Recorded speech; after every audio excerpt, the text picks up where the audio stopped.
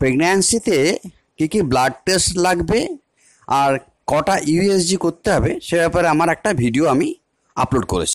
প্রেগন্যান্সির কনফার্মেটিভ test কোনটা সেটা আগে বোঝা দরকার এবং কত তাড়াতাড়ি সেটা বোঝা যাবে সেটাও জানা দরকার। এবার প্রেগন্যান্সির ক্ষেত্রে কনফার্মেটিভ টেস্ট হচ্ছে একটা ব্লাড টেস্ট। কোন টেস্টটা? প্রেগন্যান্সির জন্য স্পেসিফিক টেস্ট। অনেক সময় ইউরিনের টেস্ট করে দেখা যায় যে ইউরিন টেস্ট কনফার্মেটিভ হচ্ছে না, মানে কবে ইউরিন টেস্টটা করব, কতদিন পরে এবং কখনকার ইউরিন দিলে চলবে, যে কোনো সময় দিলে চলবে না, সকালে ইউরিন দিতে হবে। আচ্ছা, দুটো দাগ হচ্ছে না একটা দাগ হয়েছে, সেটার মানে কি? একটা দাগ এসছে কিন্তু ফেন্ট এসছে, সেটাতে কি কনফার্ম হলো? এটা কোশ্চেন মার্ক থেকে যায়। আবার কখনো দেখা যায় প্রথম দাগটাই এলো না, সেটারই মানে কি? এরকম অনেক কোশ্চেন আমাদের মনে অ্যারাইজ করে, সেটার জন্য এই ভিডিওটা। এবারে সাধারণত এইটা ব্যাপারটা বুঝতে গেলে একটু বেসিক জানতে হবে। এমব্রায়োটা যে ফর্ম করে, তৈরি হয়, মানে একটা ওভামের সঙ্গে একটা স্পার্মের মিলনের ফলে যে এমব্রায়ো তৈরি হয়, সেটা কোথায় তৈরি হয়? সেটা তো ইউট্রাসের মধ্যে তৈরি হয় না, সেটা তৈরি হয় ওই টিউবটার মধ্যে, যেটাকে ফ্যালোপিয়ান টিউব বলি। ওভারি থেকে ওভামটা রিলিজ করলো, আর ফ্যালোপিয়ান টিউবের একদম একদিকে থাকে আঙুলের মতো কতগুলো প্রজেকশন থাকে, তারা সেটা ক্যাচ করে নিল ক্রিকেট খেলোয়াড়ের মতো, এবং তারপর সেটা আস্তে আস্তে জার্নি শুরু করলো টিউব দিয়ে ইউট্রাসের দিকে। ওভামের সাথে ফ্যালোপিয়ান টিউবের মধ্যেই ওভাম এবং স্পার্মের মিলন ঘটবে, তার ফলে এমব্রায়োর জাইগোট তৈরি হবে। এবং সেটা তৈরি হওয়ার পর দুদিন পরে সেটা গিয়ে টিউব দিয়ে গিয়ে পড়বে গিয়ে ইউট্রাসে, মানে যেটা তার নিজস্ব ঘর হবে, যেখানে সে এখন 9 মাস থাকবে। তো এইটা যখন সে ওখানে গেল, গিয়ে পরে ইউট্রাসের যে ওয়াল, ভেতরে যে ওয়াল, যেটাকে আমরা এন্ডোমেট্রিয়াম বলি, তার মধ্যে আস্তে আস্তে গেঁথে গেল। এই যখন সে ঢুকে যাচ্ছে ওই এন্ডোমেট্রিয়াল ওয়ালের মধ্যে, তখন সেই জায়গাটা যে চিরে ও প্লেস করলো নিজেকে, সেই সময় একটু ব্লিডিং হয়। সেই ব্লিডিংটাকে আমরা বলি ইমপ্ল্যান্টেশন ব্লিডিং। এই জন্য অনেক সময় অনেক মহিলা ভুল করে যে এটা আমার মেনস্ট্রুয়েশনাল ব্লিডিং হয়েছে, কিন্তু আদৌ সেটা নয়, সেটা ইমপ্ল্যান্টেশন ব্লিডিং।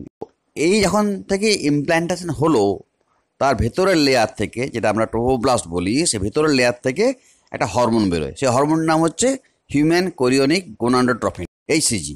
এইচসিজিটাই আপনাদের মনে রাখতে হবে। এবার এইচসিজিটা তো ব্লাডে বাড়তে থাকলো যে মুহূর্তে থেকে ও ইমপ্ল্যান্ট করলো, মানে উইদিন 2 days এটা ব্লাডে মোটামুটি পিক ফর্মে পৌঁছায় এবং ব্লাড টেস্ট করলে ধরা পড়ে যাবে। এবার ব্লাডে বাড়তে বাড়তে বাড়তে এটা কিছুটা হলেও ইউরিনে চলে আসে।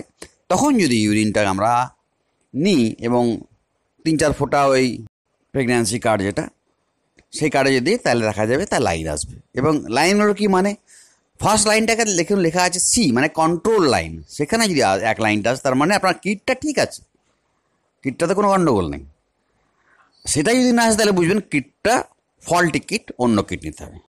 এবার ধরুন এগুলো কোনোটাই আপনি করে উঠতে পারলেন না, বুঝতে পারলেন না, বা আর্লি করলেন, যেদিন আপনার প্রেগন্যান্সি হয়েছে তার 2-3 দিনের মধ্যেই করলেন, সেক্ষেত্রে পজিটিভ আসবে না। প্রেগন্যান্সি থাকা সত্ত্বেও পজিটিভ আসবে না। কিন্তু যেটা একদম শিওর পজিটিভ আসবে 2 দিনের মধ্যে, সেটা হচ্ছে ব্লাড টেস্ট। ব্লাডে এই হরমোনটা, যে হরমোনটা আমি বললাম এইচসিজিটা, বিটা এইচসিজি, সেটা যদি টেস্ট করা হয়, তাহলে কিন্তু আপনি ডেফিনেট হয়ে যাবেন যে আপনার প্রেগন্যান্সি হয়েছে কি না। এটা লিখি blood for serum beta hCG. এটাই হচ্ছে most confirmative test, most specific test. এটা যদি পজিটিভ পাওয়া যায়, তাহলে বুঝতে পারবে প্রেগন্যান্সি হয়ে গেছে। আর আরও একটা কিছু জানা আছে, ইউরিনের মধ্যে কোন ইউরিনটা আপনারা নেবেন। ইউরিনটা তো মর্নিং ইউরিনটা নিতে হবে, তাহলে এই টেস্টটা পজিটিভ হওয়ার চান্সটা বেশি থাকবে। কেন না, ওভার দ্য নাইট ইউরিনটা ধীরে ধীরে ধীরে ধীরে ব্লাডারে জমছে, তার মধ্যে হরমোনটা অনেক যথেষ্ট পরিমাণ আছে এইচসিজিটা, তার ফলে সেটা যখন দেওয়া হবে ওই টেস্ট কিটে, তখন সেটা চান্স থাকে বেশি পজিটিভ হওয়ার। অনেকক্ষণ পরে যদি দেন, বা ধরুন দুপুর দিকে দিলেন, আমাদের অভ্যাসে সকাল উঠেই মোটামুটি নিয়ম অনুযায়ী বেশ 3-4 গ্লাস জল খেয়ে নেওয়া, 1 লিটার জল খেয়ে নেওয়া, তার ফলে ইউরিনটা ডাইলিউট হয়ে যাচ্ছে। ইউরিন ডাইলিউট হয়ে গেলে ওর মধ্যে হরমোনের অ্যামাউন্টও তো কমে যাবে না। হরমোনের অ্যামাউন্টটা কমে গেলে তখন যথারীতি প্রেগন্যান্সি কিটে সেকেন্ড স্টেনটা আসবে না। ওই জন্য একদম প্রথমে মর্নিং ইউরিনটা।